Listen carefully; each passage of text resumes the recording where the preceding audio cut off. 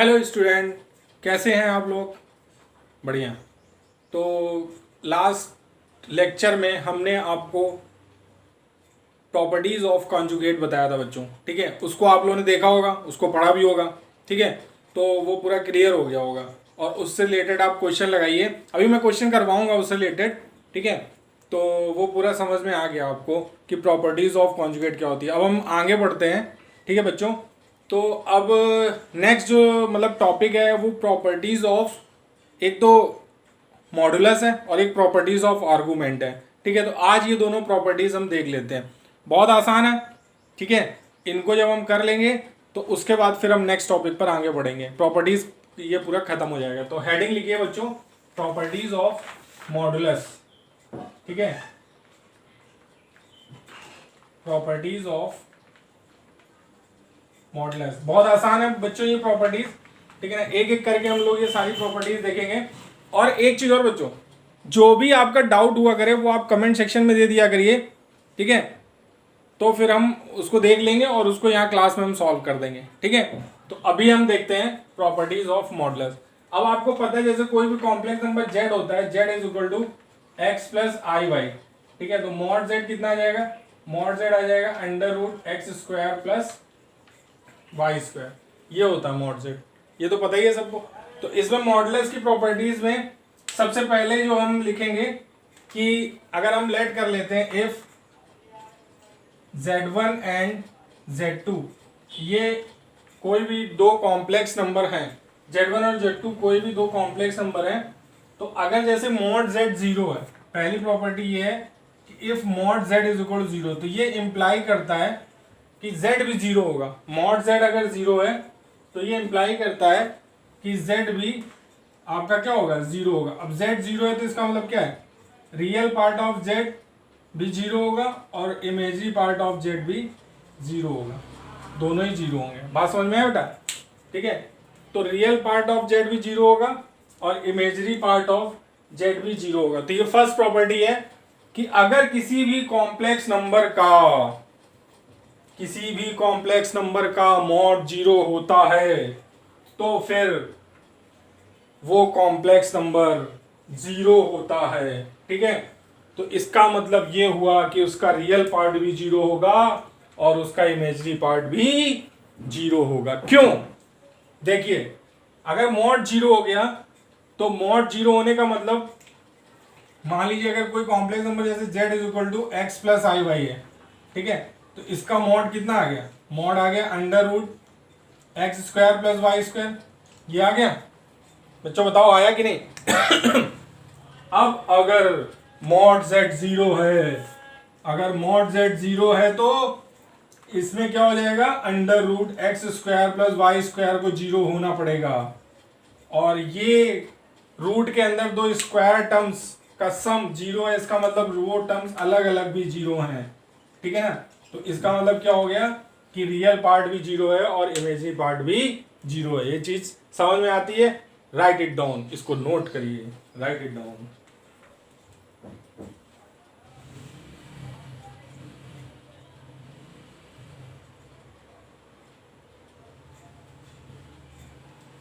ठीक है, ये समझ में आ गई? ये फर्स्ट प्रॉपर्टी मॉडुलस की बच्चों, ठीक है। तो हम आगे बढ़ते हैं। Next property, second property number second, इसको हटा दिया जाए।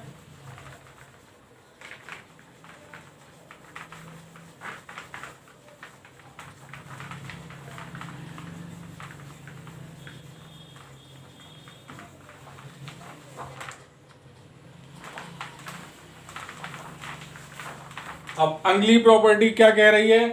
देखिए बच्चों, अगली प्रॉपर्टी क्या कह रही है? नेक्स्ट प्रॉपर्टी जो आती है वो ये कहती है कि अगर हम z का मॉड लेते हैं, मॉड z लेते हैं, अगर कहीं पर भी कोई complex number z is equal to x plus i y है, तो अगर हम मॉड z लेते हैं, ठीक है, तो वो मॉड z बार के इक्वल होगा या फिर वो मॉड माइनस z के इक्वल होगा या फिर ये सब माइनस z बार, ये सब इक्वल होंगे। बहुत आसान है, आप प्रूव कर सकते हैं। अगर z आपका x प्लस आई वाई है जेड अगर आपका एक्स प्लस आई वाई है तो जेड बार कितना होगा, एक्स माइनस आई वाई, ठीक है। माइनस जेड कितना होगा, माइनस जेड होगा आपका माइनस एक्स माइनस आई वाई और माइनस जेड बार कितना होगा, minus x plus i Y, ये होगा। अब अगर इन सब का मॉड ले लें हम लोग, जैसे मॉड जेड ले लें हम लोग, मॉड जेड तो कितना आएगा, under root x square plus Y square, ठीक है। और यहां पे अगर इसका मॉड ले लें, मॉड जेड बार, तो वो कितना आएगा, under root x square plus minus Y का स्क्वायर, तो वो भी X square plus Y square आ जाएगा। और अगर यहाँ पे अगर हम लोग मॉड माइनस जेड का ले लें तो वो माइनस एक्स का स्क्वायर मतलब एक्स स्क्वायर, माइनस वाई का स्क्वायर मतलब y square, x square plus Y square. और फिर माइनस जेड का बार ले लें, ये मॉड ले लें, तो ये माइनस एक्स का स्क्वायर मतलब एक्स स्क्वायर और वाई स्क्वायर, ये आ जाएगा। यानी सारे ही इक्वल हैं। तो ये सेकंड प्रॉपर्टी ये बताती है कि जेड का मॉड हो जेड बार का मॉड हो माइनस जेड को माइनस जेड बार, सभी के मॉड इक्वल होंगे। राइट इट डाउन, नोट करिए इसको।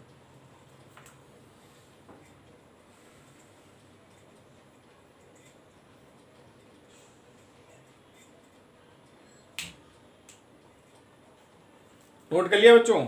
इसके बाद थर्ड प्रॉपर्टी आती है। थर्ड प्रॉपर्टी क्या है, देखिए जरा, मॉडुलस की थर्ड प्रॉपर्टी, इसको हटा दिया जाए, ठीक है ना।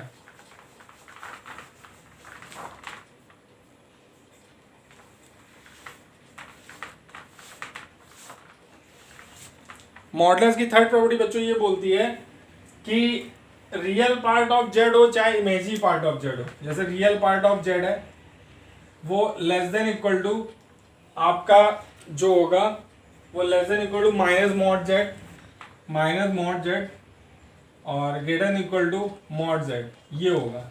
बात समझ में आया, माइनस मॉड जेड, ठीक है, और greater than equal to mod z. इसका मतलब क्या होगा, रियल पार्ट ऑफ जेड जो है वो माइनस मॉड जेड से बड़ा होगा और मॉड जेड से छोटा होगा, ठीक है ना। और इसी तरीके अगर हम लोग दूसरा एक पार्ट ले लें कि इमेजिनरी पार्ट ऑफ जेड जो होगा वो भी होगा imaginary minus mod z less than equal to imaginary part of z less than equal to mod Z. ये है आपकी third property. Real part of z कितना होता है, एक्स होता है। रियल पार्ट ऑफ जेड कितना होता है, एक्स। ऑब्वियस ही बात है, एक्स ग्रेटर देन होगा minus under root x square plus Y square से, और ये होगा under root x square plus Y square.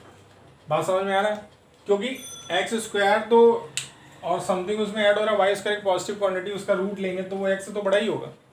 और इस तरफ एक्स स्क्वायर एक्स आ जाएगा और वाई स्क्वायर कुछ आएगा और उसका निगेटिव तो उससे छोटा हो जाएगा। इसी तरीके इमेजिनरी वाला भी हो जाएगा, ठीक है।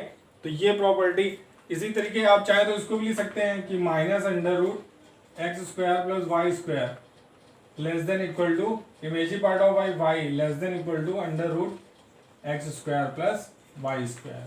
तो ये आपकी थर्ड प्रॉपर्टी होती है बच्चों, नोट कर लीजिए, राइट इट डाउन, नोट करिए इसको, ठीक है। थर्ड प्रॉपर्टी हो गई। इसके बाद आती है फोर्थ प्रॉपर्टी। फोर्थ प्रॉपर्टी क्या होती है, z z bar is equal to mod Z का होल स्क्वायर। ये हम कल भी बता चुके थे। प्रॉपर्टीज जो हमने कॉन्जुगेट की बताई थी उसमें भी ये प्रूव करके हमने दिखाया था। जेड की value x plus i Y, Z बार की वैल्यू कितनी, एक्स माइनस आई वाई, दोनों का जब मल्टीप्लाई करते हैं तो X square plus Y square आ जाता है, वो मॉड जेड का होल स्क्वायर आता है। तो ये भी बहुत आसान प्रॉपर्टी है। इसके बाद प्रॉपर्टी नंबर 5। प्रॉपर्टी नंबर 5 क्या है आपकी, ठीक है, कि आपका जैसे मान लीजिए मॉड z1 z2 है तो ये अलग अलग मॉड के इक्वल होगा, मॉड z1 मॉड z2। ये बहुत आसान है। z1 z2, z1 को लेट कर लीजिए x1 plus i Y one, z2 को लेट कर लीजिए x2 plus i y to, दोनों का मल्टीप्लाई कर लीजिए, ठीक है, फिर उसका मॉड ले लीजिए। और इसी तरीके z1 का मॉड ले लीजिए, z2 का मॉड ले लीजिए, उन दोनों मल्टीप्लाई, दोनों इक्वल आएंगे। और जनरल फॉर्म में जब आप इसको लिखते हैं, इसको आप प्रूव करके देखिएगा, आ जाएगा, बहुत आसान, ठीक है। जनरल फॉर्म में मॉड अगर z1 z2 z dash zn तक है, ठीक है, तो इसका mod z1 mod Z2 dash mod Zn, ये इसके इक्वल होता है। इसको नोट कर लीजिए बच्चों, ये भी प्रॉपर्टी होती है मॉडुलस की, ठीक है।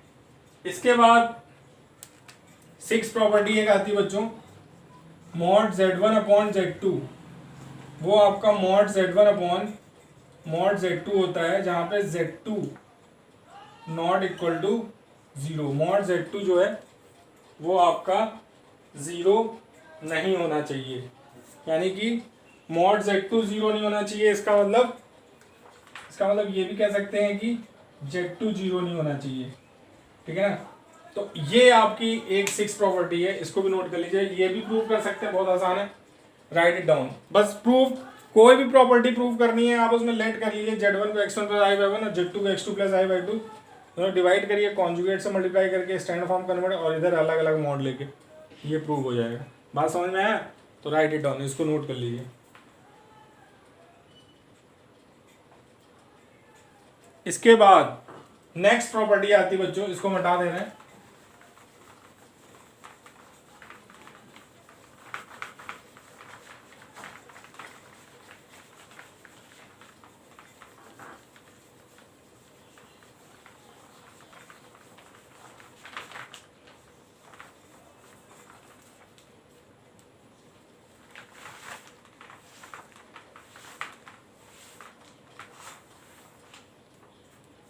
इसके नेक्स्ट प्रॉपर्टी आती है मॉड Z1 प्लस Z2 का होल स्क्वायर, ठीक है। मॉड Z1 प्लस Z2 का होल स्क्वायर, ये देखिए मॉड Z1 प्लस Z2 का होल स्क्वायर, ये किसके इक्वल होगा? ये नेक्स्ट प्रॉपर्टी है। अच्छा, लास्ट टर्म पे हमने आपको एक प्रॉपर्टी बताई थी कि मॉड Z का जो होल स्क्वायर होता है, अभी बताई थी, Z बार ये होता है, ये होता है कि नहीं होता है? मॉड Z का होल स्क्वायर किसके इक्वल होता है? Z बार। याद आ रहा है बच्चों की नहीं? याद आ रहा है, ठीक है ना। ये चीज सबको हमने प्रूव करके भी दिखाई थी कि मॉड Z का जो होल स्क्वायर होता है वो Z बार होता है, ठीक है। तो इसका मतलब मॉड Z1 प्लस Z2 के होल स्क्वायर को आप क्या लिख सकते हैं? इसको आप लिख सकते हैं Z1 प्लस Z2, और इसका मल्टीप्लाई करेंगे Z1 प्लस Z2 इसका बार, लिखेंगे। बताइए, Z1 प्लस Z2 और दूसरा Z1 प्लस Z2 का बार, तो ये कितना आ जाएगा? क्या आ जाएगा बच्चों? Z1 प्लस Z2, ठीक है। और Z1 प्लस Z2 का बार जो है, अभी उन्होंने बताया लास्ट में जब हम कॉन्जुगेट प्रॉपर्टी बता रहे थे, तो Z1 प्लस Z2 का बार जो होता है वो Z1 बार प्लस Z2 बार होता है कि नहीं होता है? बताइए, होता है, ठीक है। अब इसको मल्टीप्लाई करिए, Z1 बार, तो ये कितना आ गया? Z1 बार प्लस Z2 बार प्लस Z1 बार प्लस Z2 बार, तो ये कितना आ गया?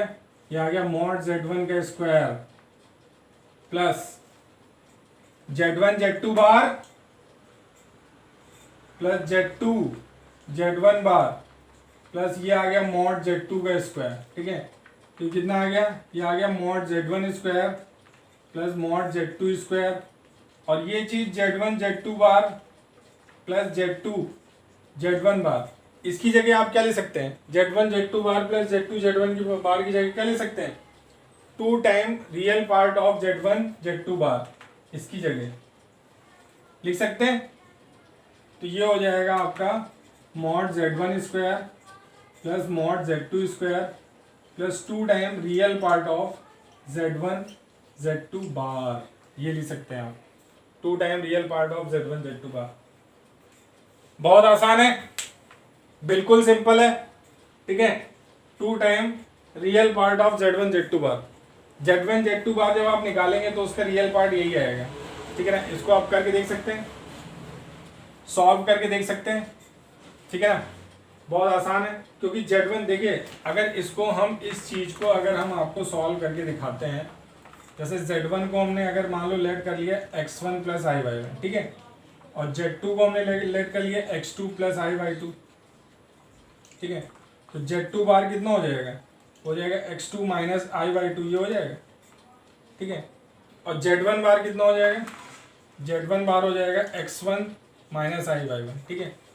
अब इसकी वैल्यू निकालेंगे Z1 Z2 बार। Z1 कितना है x1 plus i Y one, और Z1 बार Z1 Z2 बार कितना है x2 माइनस आई वाई टू, प्लस Z2 कितना है Z2 x2 plus i y to, और Z1 बार कितना है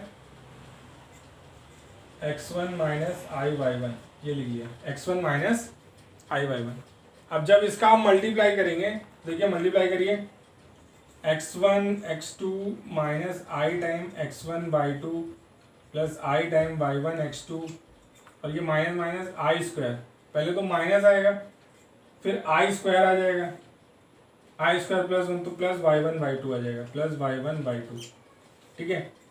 और ये जब इसको आप मल्टीप्लाई करेंगे प्लस करके x1 x2 minus I time x2 y1 plus I time y1 x2 y2 plus I time y2 x1, और प्लस हो जाएगा, प्लस माइनस आ जाएगा आई स्क्वायर प्लस हो जाएगा y1 बाई टू, ठीक है।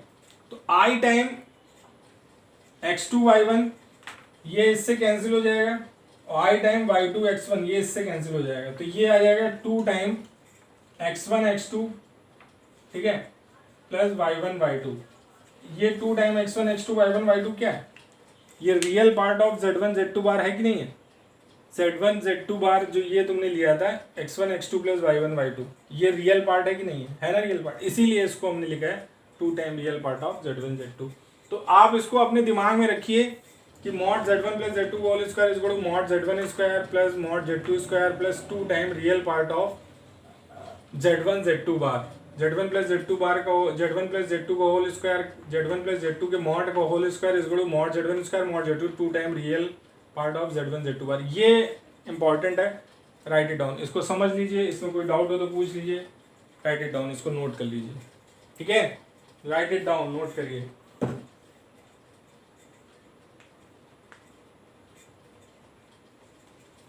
नोट कर लिया, तो ये आपको समझ में आ गया होगा बच्चों, बहुत आसान है। मैं बार बार कहता हूँ मैथमेटिक्स में कंसेप्ट पकड़ना बहुत ज़रूरी है। कई बार होता है कि छोटे छोटे कंसेप्ट जो होते हैं वो बहुत ही ज़्यादा मायने रखते हैं, छोटे छोटे कंसेप्ट, उनको आप अगर ढंग से समझेंगे तो बड़े बड़े क्वेश्चन बहुत आसानी से सॉल्व हो जाएंगे, ठीक है ना।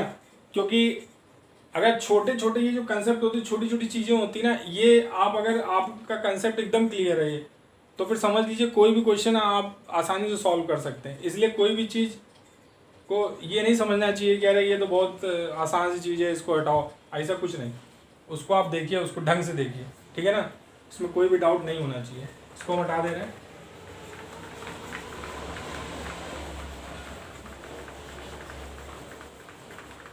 इसके बाद नेक्स्ट प्रॉपर्टी आती है, जैसे Z1 प्लस Z2 के मॉड का स्क्वायर हमने किया था, तो mod Z1 square plus mod Z2 square, ठीक है, और plus 2 time real part of Z1 Z2 bar, ये आया था। अब इसी तरीके से अब हम एक दूसरा क्या कहते हैं, बिल्कुल सिमिलर है वो भी, अगर mod of Z1 minus Z2 का होल स्क्वायर है तो उसको हम क्या लिखेंगे। जैसे एक प्रॉपर्टी ये है कि मॉड ऑफ अगर Z1 माइनस Z2 का होल स्क्वायर है तो ये mod Z1 square plus mod Z2 square minus 2 time real part of Z1 Z2 bar, ये होता है। इसको आप प्रूव कर सकते हैं, बिल्कुल सिमिलर है, मॉड Z1 माइनस Z2 का whole square is equal to mod Z1 square plus mod Z2 square minus 2 time real part.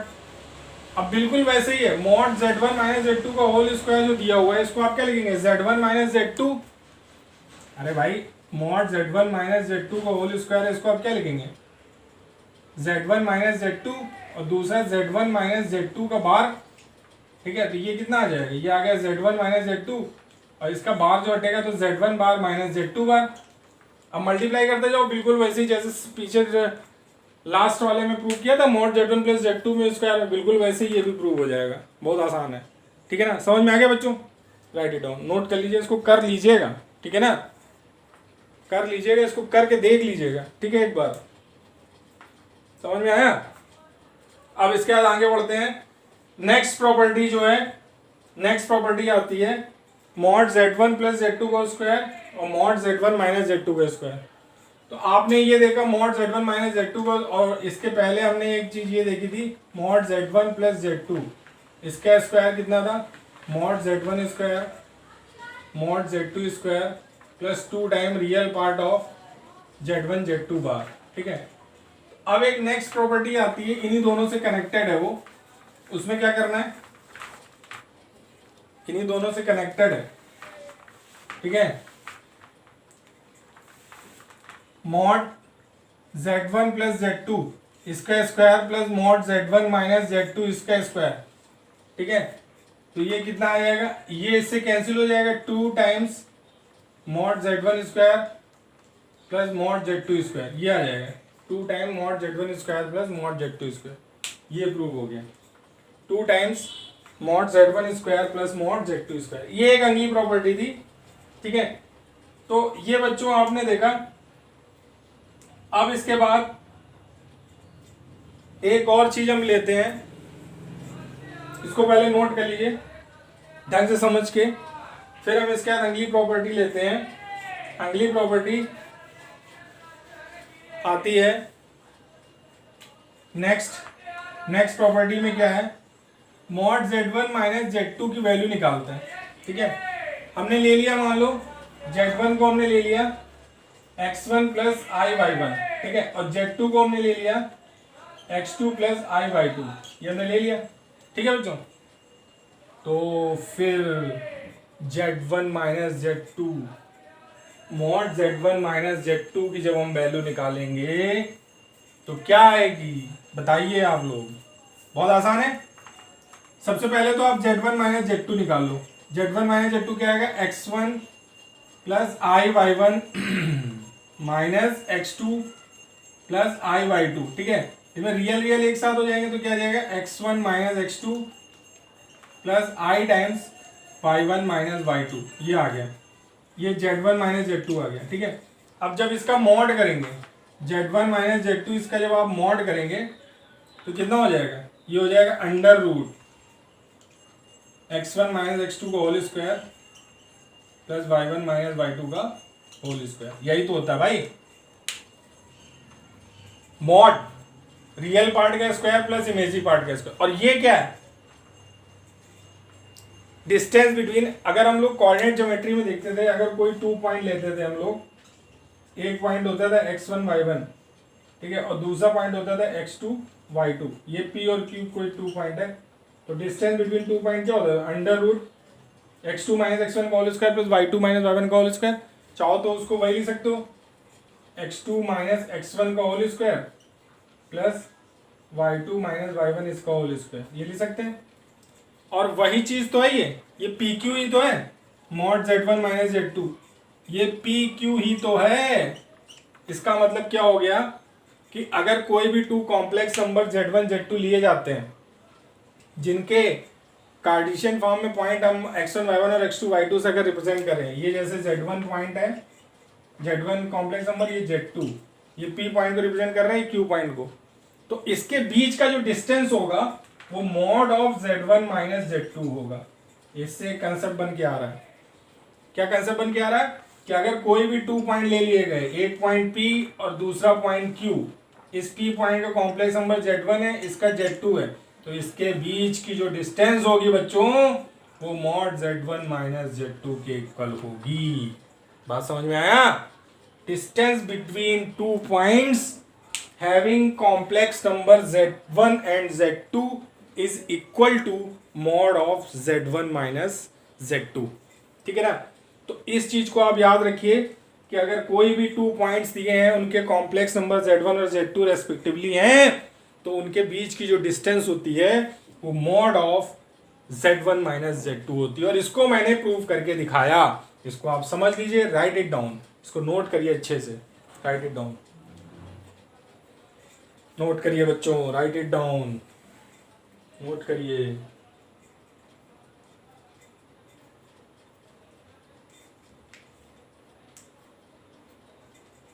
ठीक है, तो ये आपको समझ में आ गया, इसको आपने नोट कर लिया, तो ये मैं हटा दे रहा हूं, ये मैं हटा दे रहा हूं। ठीक है,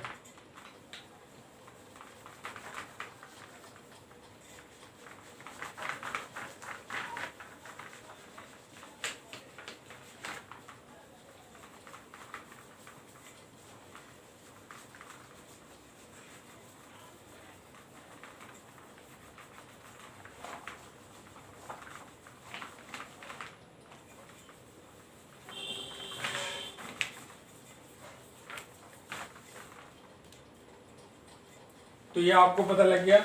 अब इसमें एक प्रॉपर्टी और लास्ट में बचती है बच्चों, वो भी हम बता दे रहे हैं, ठीक है ना। लास्ट में एक प्रॉपर्टी और बचती है कि अगर आपका मॉड कहीं जेड की पावर एन है तो आप इसको लिखेंगे मॉड जेड की पावर एन, ठीक है, जहां पे आपका एन बिलोंग्स टू क्यू है, ठीक है ना, where n belongs to Q, ठीक है ना। ये पता है आपको क्यू क्या होता है। तो मॉड जेड की पावर एन, मॉड जेड की पावर एन जो है वो मॉड जेड की पावर एन है। अच्छा, मॉड जेड की पावर एन जो आप लेंगे, ठीक है ना, अब इसको आप प्रूव तो बहुत आसानी से कर सकते हैं। जेड की पावर एन, जेड की पावर एन का मॉड, ठीक है। जेड अगर आपका एक्स प्लस आई वाई है, या अगर आप पोलर फॉर्म में ले लें उसको, पोलर फॉर्म में अगर लेंगे तो क्या लेंगे, r time cos theta plus आई साइन थीटा, ठीक है। उसकी पावर एन करेंगे तो आर की पावर एन तो अलग हो जाएगा, और cos theta cos N theta plus I, De Moivre theorem, De Moivre पता है कि या नहीं पता है आपको? डिमाइवर थ्योरम पता है कि नहीं बच्चों? डिमाइवर थ्योरम क्या बोलती है कि अगर जैसे ये कॉस थीटा प्लस आई साइन थीटा है, इसकी पावर एन अगर दिया जा रहा है तो ये कॉस एन थीटा प्लस आई साइन एन थीटा होता है। डिमाइवर थ्योरम चलो हम बता देंगे पूरा, अभी जितना यहाँ पे ज़्यादा यूज नहीं हो रहा है, अभी सिर्फ इतना आप ध्यान रखिए, कॉस थीटा प्लस आई साइन थीटा की पावर अगर एन है तो वो कॉस एन थीटा प्लस आई साइन एन थीटा होगा, ठीक है। ये डिमाइवर से, तो जेड को अगर आप पोलर फॉर्म में लिख लें, ठीक है, और उसकी पावर एन कर लें, ठीक है, फिर उसका लास्ट में जब आप मॉड करेंगे तो वो मॉड जेड की पावर एन के इक्वल आएगा। बात समझ में आया, ठीक है। तो अगर आप इसको जैसे मान लीजिए हमने ले लिया Z is equal to polar form में आर कॉस थीटा प्लस आई साइन थीटा हमने ले लिया, ठीक है। तो जेड की पावर जब आप एन करेंगे, जेड की पावर एन यानी इसकी पूरे की पावर एन, तो आर की पावर एन ये हो जाएगा, और ये हो जाएगा कॉस थीटा प्लस आई साइन थीटा की पावर एन। अब इसमें लग गई डिमाइवर, ये क्या आ गया, कॉस एन थीटा प्लस आई साइन एन थीटा, ये आ गया जेड की पावर एन। अब इसका जब आप मॉड लेंगे, मॉड जेड की पावर एन, तो ये आर की पावर एन, ये तो मॉड ही है, तो बाहर ही रहेगा, स्केलर है। इसका जब मॉड लेंगे a plus i b, a plus i b का मॉड लेंगे तो कितना आ जाएगा, अंडर रूट, इसका मॉड लेना कॉस थीटा प्लस मतलब एक्स प्लस आई वाई, तो cos square theta plus sine square n theta, ये आ जाएगा। अरे भाई ये आप समझिए ना, जेड इज इक्वल अगर एक्स प्लस आई वाई होता है तो उसका मॉड जब लेते हैं तो क्या आता है, under root x square plus Y square आता है, स्क्वायर हो जाएगा सीधे सीधे, तो इसका स्क्वायर होगा तो कॉस स्क्वायर एन थीटा आ जाएगा, ठीक है, और इसका स्क्वायर होगा तो क्या आ जाएगा, साइन स्क्वायर एन थीटा। बात समझ में आएगी, कॉस थीटा तो ये क्या आ जाएगा, कॉस स्क्वायर थीटा और साइन स्क्वायर थीटा, ठीक है।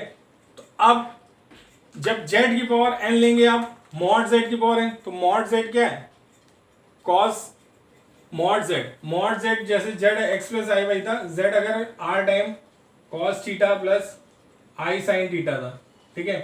तो जब इसका आप मॉड लेंगे तो आर तो बाहर है, अंडर रूट क्या आ गया, cos square theta plus sine square theta, ये आ गया cos square theta, under root के अंदर क्या है, cos square theta plus cos square theta sine square theta 1 होता है, तो ये मॉड जेड क्या आ गया, सीधे सीधे आर आ गया, तो मॉड जेड की पावर एन जो है वो आर की पावर एन आ गया, ये आ गया। और यहाँ पे देखिए आर स्क्वायर, ये भी cos square theta plus sine square theta है, ये भी 1 हो गया, तो ये भी आर की पावर एन आ गया, यानी जेड की पावर एन जो है वो क्या हो गया, मॉड जेड की पावर एन, ठीक है, और एन बिलोंग्स टू क्यू, ये कंडीशन होती है, ठीक है ना। तो ये प्रूव हो गया। बात समझ में आया बच्चों, समझ में आया कि नहीं, राइट इट डाउन, इसको नोट कर लीजिए, नोट कर लीजिए, इसको आप नोट कर लीजिए, ये चीज़ एकदम समझ में आ गई, राइट इट डाउन।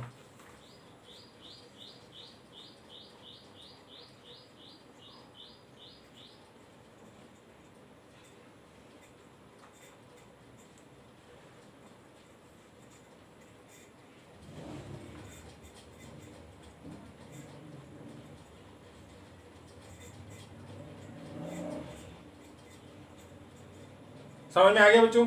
तो इसको हटा दिया जाए। इसमें अगर कोई डाउट हो तो आप पूछ लीजिएगा, ठीक है।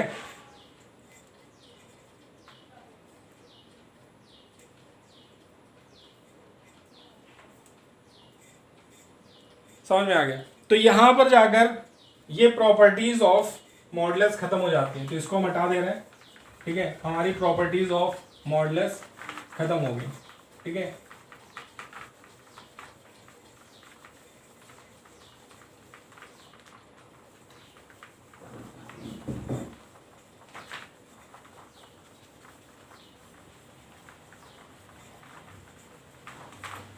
तो बच्चों हमने प्रॉपर्टीज ऑफ मॉडुलस देख लिया, प्रॉपर्टीज ऑफ कॉन्जुगेट देख लिया, ठीक है।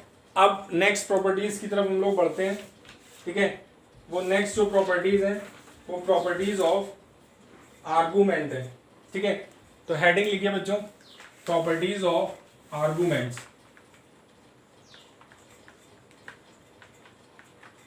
Properties of arguments.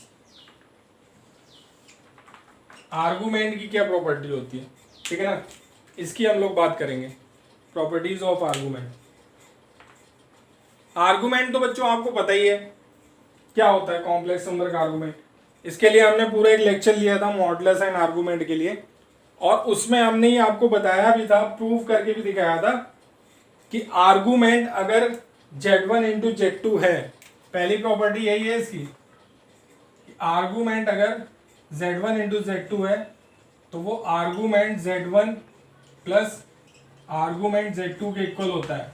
ये चीज हमने आपको पहले भी प्रूव करके दिखा चुके हैं कि कैसे होती है। मॉडुलस और आर्गूमेंट का जो लेक्चर है, जहां पर हमने टू कॉम्प्लेक्स नंबर का मल्टीप्लाई किया था, जब उसको हम लोग ने ज्योमेट्रिकली रिप्रेजेंट किया था तो θ1 प्लस θ2 आया था।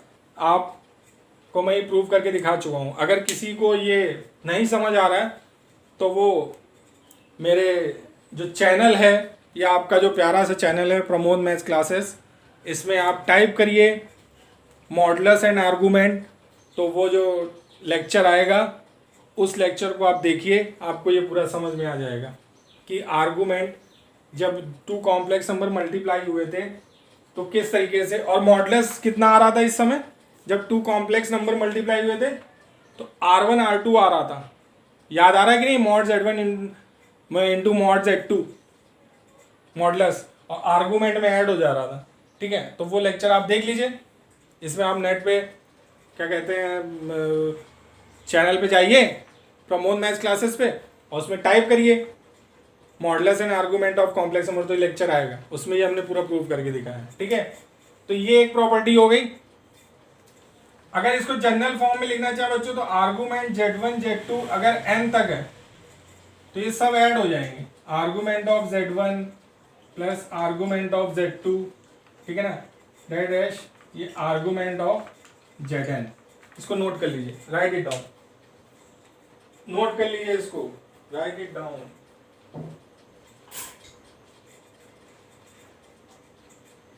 ठीक है, तो ये आपका एक प्रॉपर्टी हो गई, पहली प्रॉपर्टी, ठीक है। इसके दूसरी प्रॉपर्टी, सेकेंड प्रॉपर्टी, ये भी हमने जब डिवीजन ऑफ कॉम्प्लेक्स नंबर दिखाया था, argument of Z1 upon Z2, तो वो कितना हमने प्रूव करके उसी लेक्चर में ये भी हमने बताया था, argument of Z1 minus argument of Z2, ये भी हमने प्रूव करके आपको दिखाया था। इसको भी नोट कर लीजिए। तो अब दोबारा हम प्रूविंग नहीं बता रहे हैं, अगर किसी को नहीं समझ में आया तो वो उस लेक्चर में जाएं चैनल में और उसको पढ़ें, वो समझ में आ जाएगा, ठीक है। इसका थर्ड प्रॉपर्टी है argument of Z bar minus argument of Z। Argument of Z बार वो होता है minus argument of Z। Argument of Z बार जो होता है माइनस आर्गूमेंट ऑफ Z। इसको अगर आपको प्रूव करना है, जैसे मान लीजिए हमने इसको आर्गूमेंट ऑफ Z बार लिखा, ठीक है।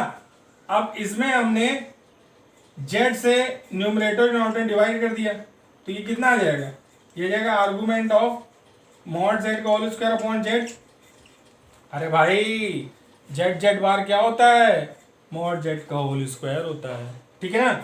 तो मॉड, अब इसको आप कैसे, argument of A upon B Z one upon Z two, यानी argument of mod Z square minus argument of Z, argument of mod Z, ये तो रियल नंबर हो गया, इसका जीरो हो जाएगा, zero minus argument of Z, ये कितना आ जाएगा, minus time argument of Z, ये प्रूव हो गया।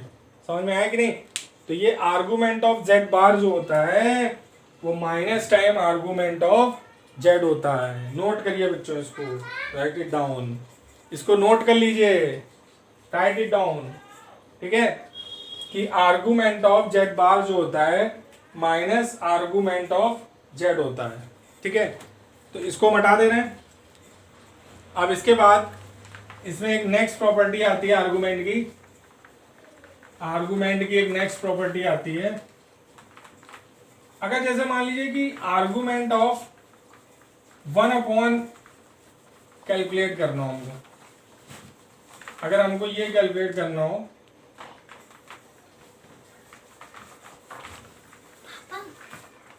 अगर आर्गूमेंट ऑफ, जैसे मान लो कैलकुलेट करना हो हमको one upon Z bar, argument of one upon Z bar, ठीक है। तो ये भी उसी तरह कर सकते हैं, आर्गूमेंट आप इसमें z से न्यूमरेटर डिनोमिनेटर डिवाइड कर दीजिए, z upon z into Z bar, तो ये कितना आ जाएगा, argument z upon mod z का होल स्क्वायर, तो ये कितना आ गया, ये आ गया argument of z minus argument of mod z का होल स्क्वायर, ठीक है। तो ये आर्गूमेंट z आ गया, वो तो जीरो हो गया, तो ये सीधे से आर्गूमेंट z के इक्वल हो जाएगा, आर्गूमेंट किसके इक्वल हो जाएगा, z के इक्वल हो जाएगा, ठीक है। आर्गूमेंट वन अपॉन जेड बार था, argument one upon Z bar, ठीक है।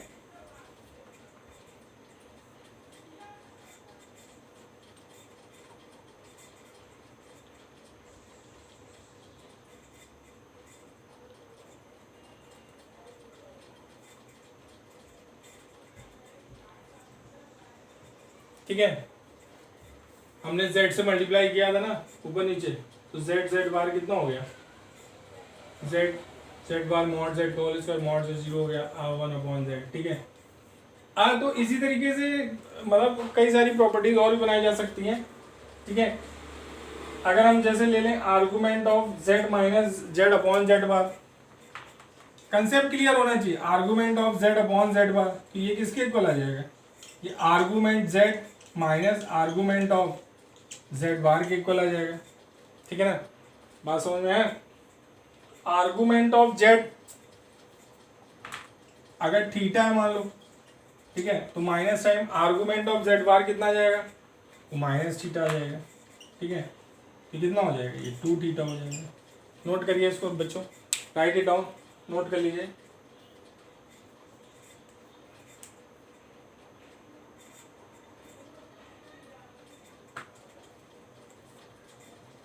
To time argument of Z, लिख लीजिए इसको, two time argument of Z. ये चीज समझ में आती कि नहीं? अगर argument Z upon Z bar लेना है तो argument Z minus argument of Z bar, अगर इसका आर्गूमेंट थीटा है जेड का, तो जेड बार का माइनस थीटा होगा। ये चीज समझ में आती कि नहीं? बहुत आसान है। आर्गूमेंट अगर जेड का थीटा है तो जेड बार, अरे भाई ऐसे आप इसको ज्योमेट्रिकली भी देख सकते हैं। जैसे मान लीजिए ये है, मान लीजिए जेड कोई ये है, ये कोई जेड है, जेड कितना है एक्स प्लस आई वाई, तो जेड बार कितना हो जाएगा? अगर जेड हमने एक्स प्लस आई वाई ले लिया तो जेड बार कितना हो जाएगा? एक्स माइनस आई वाई, यानी X positive Y negative, X minus आई वाई हो जाएगा। बताइए भाई, एक्स पॉजिटिव एक्स माइनस आई Y, X positive Y negative, यानी कहाँ जाएगा ये अगर जेड है तो एक्स पॉजिटिव वाई निगेटिव ये ऐसे जाएगा, ये जेड बार, ये कितना आ जाएगा? एक्स माइनस आई वाई। तो अगर इसका थीटा है आर्गूमेंट तो इसका माइनस थीटा ही तो होगा, तो बस इसका थीटा ले लिया, इसका माइनस थीटा, टू थीटा, और थीटा किसका था? वो आर्गूमेंट जेड था। तो इसका मतलब argument Z upon Z bar two time argument of z के इक्वल होता है। ठीक है,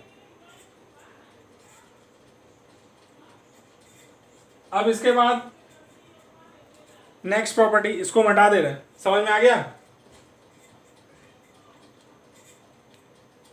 इसको हटा दे रहे हैं।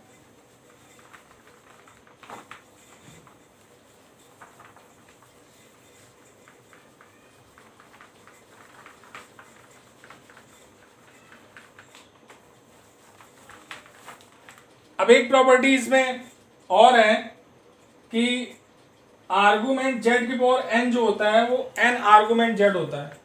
आर्गुमेंट जेड की पावर एन जो होता है वो एन आर्गुमेंट जेड के इक्वल होता है। आर्गुमेंट जेड की पावर एन वो एन आर्गुमेंट जेड होता है, where n belongs to theta.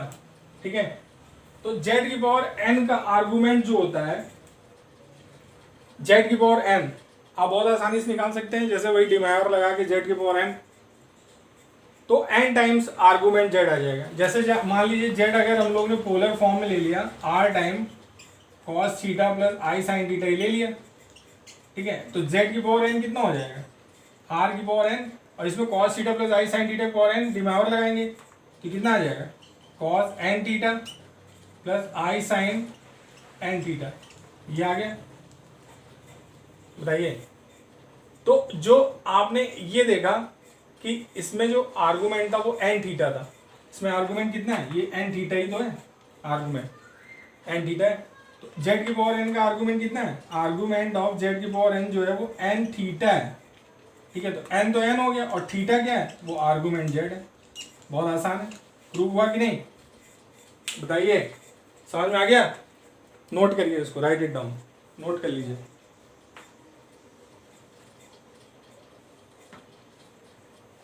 Note कर लीजिए इसको, राइट इट डाउन।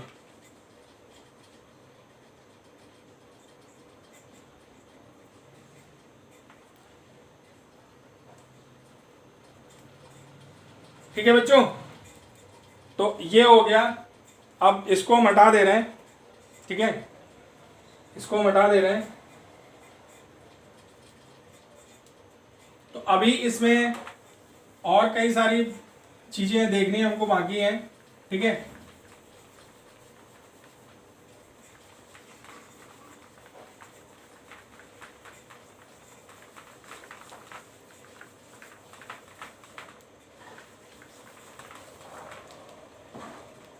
अब इसके बाद इसमें एक प्रॉपर्टी ये भी आती है कि जेड अगर प्योरली इमेजिनरी है, जेड अगर जेड इज प्योरली इमेजिनरी, अगर जेड प्योरली इमेजिनरी होगा तो आर्गुमेंट जेड कितना होगा, प्योरली इमेजिनरी का मतलब क्या है कि हमारा कॉम्प्लेक्स नंबर इधर इमेजिनरी एक्सिस पर होगा, तो या तो π/2 होगा या -π/2 प्लस -π/2 होगा। और जेड अगर प्योरली रियल है तो फिर इसका आर्गुमेंट कितना हो जाएगा, आर्गुमेंट जेड 0 हो जाएगा या फिर कितना हो जाएगा, या फिर पाई हो जाएगा, 0 हो जाएगा या पाई। इसको भी नोट कर लीजिए।